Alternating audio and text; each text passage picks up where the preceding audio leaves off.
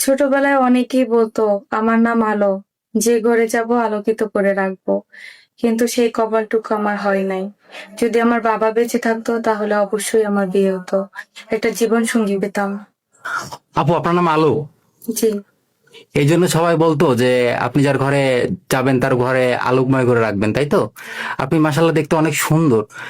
আপনার বর্তমান বয়স কত? আমার বয়স 21 বছর।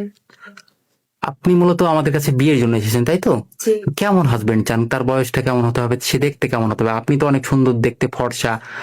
সে যদি কালো হয় আপনার কোনো আপত্তি আছে? না, তা সে কালো হলেও আমার আপত্তি নাই বা বয়স্ক হলেও আমার আপত্তি নাই, শুধু মানুষটার মন মানসিকতাটা ভালো হলেই চলবে।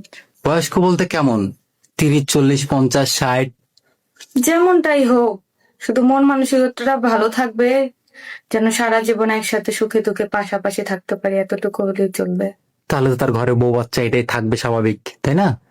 সতীনী সংসার করবেন? জি, যদি কপালে থাকে অবশ্যই করবো, কেন করবো না? আপনার কি এর আগে বিয়ে হয়েছিল? না। তারপরেও সতীনী সংসার করতে চাচ্ছেন? জি। কোনো ভাই যদি আপনার সাথে যোগাযোগ করতে চায় বা দায়িত্ব নিতে চায়, আপনার সাথে যোগাযোগ করবে কি করে? আপনাদের মাধ্যম। সুপ্রিয় দর্শক, এই মুহূর্তে স্ক্রিনে একটি নাম্বার দেখা যাচ্ছে। নাম্বার ইমো হোয়াটসঅ্যাপ দুটোই আছে। আপনাকে যদি আলোর দায়িত্ব নিতে চান, আলোর সাথে কথা বলতে চান, আলোর একটা ছবি স্ক্রিনশট মেরে ইমো বা হোয়াটসঅ্যাপ পাঠিয়ে দেবেন, সাথে ভয়েস করে জানিয়ে দিবেন আপনি কোথা থেকে বলছেন, আমরা যোগাযোগ করিয়ে দেবো। আলো, আপনার দেশের বাড়ি কোথায়? বরিশাল। আপনার ফ্যামিলিতে কে কে আছে? আমার মা আছে, আমার ছোট একটা ভাই আছে। বাংলা কতটুকু পড়াশোনা করেছেন? আমি মেট্রিক পাস করেছি। নামাজ কালাম পড়েন? জি পড়ি। কোরআন শরীফ পড়তে পারেন? জি পারি। বাসা বাড়ি সব কাজকর্ম? জি পারি। আচ্ছা, আলো ভালো থাকবেন। আসসালামু আলাইকুম।